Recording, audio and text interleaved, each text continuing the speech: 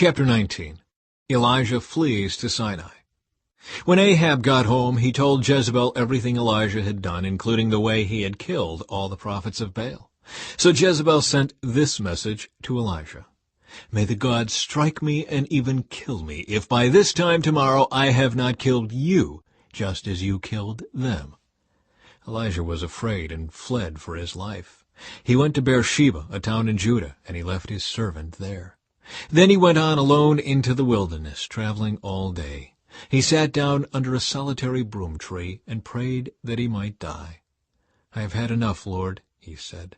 "Take my life, for I am no better than my ancestors who have already died." Then he laid down and slept under the broom tree.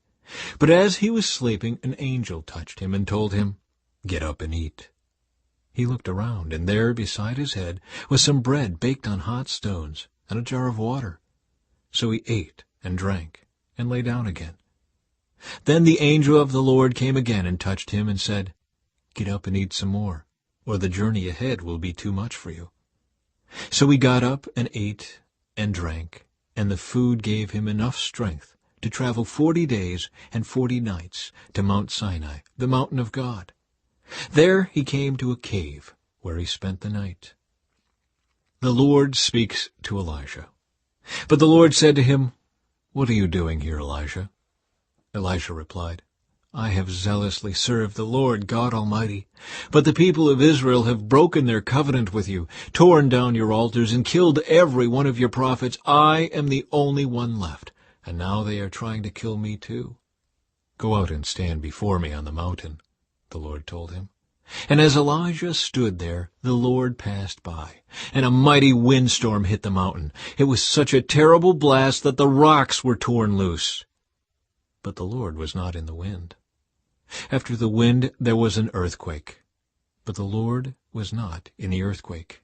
And after the earthquake there was a fire, but the Lord was not in the fire. And after the fire there was the sound of a gentle whisper. When Elijah heard it, he wrapped his face in his cloak and went out and stood at the entrance of the cave. And a voice said, "What are you doing here, Elijah?" He replied again, "I have zealously served the Lord God Almighty, but the people of Israel have broken their covenant with you, torn down your altars, and killed every one of your prophets. I am the only one left, and now they are trying to kill me too." Then the Lord told him, "Go back the same way you came, and travel to the wilderness of Damascus. When you arrive there, anoint Hazael to be king of Aram. Then anoint Jehu son of Nimshi to be king of Israel, and anoint Elisha son of Shaphat from the town of Abel-Meholah to replace you as my prophet. Anyone who escapes from Hazael will be killed by Jehu, and those who escape Jehu will be killed by Elisha. Yet I will preserve 7,000 others in Israel who have never bowed down to Baal or kissed him." The call of Elisha. So Elijah went and found Elisha, son of Shaphat, plowing a field. There were 12 teams of oxen in the field, and Elisha was plowing with the 12th team. Elijah went over to him and threw his cloak across his shoulders, and then walked away. Elisha left the oxen standing there, ran after Elijah, and said to him, "First let me go and kiss my father and mother goodbye, and then I will go with you."